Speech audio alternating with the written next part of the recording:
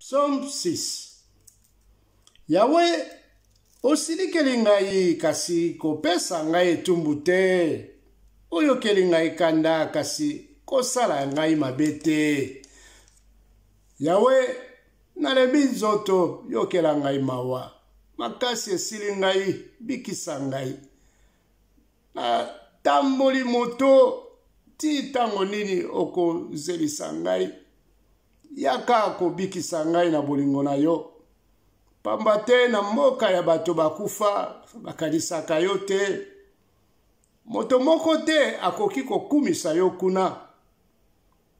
Nalembi na kolela butu nyonso nazali kopolisa mbeto na ngai na mai na miso. Banguna na ngai bazali koyokisa ngai mpasi.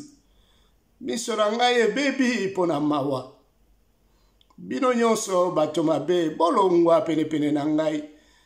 Boyeba ete Yahweh ayoki kolela na ngai. Ya solo Yahweh ayoki mabondeli na ngai. Andimi losambo na ngai.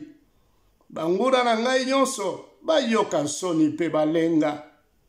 Bazonga sima pe soni ezwa bango mbala moko.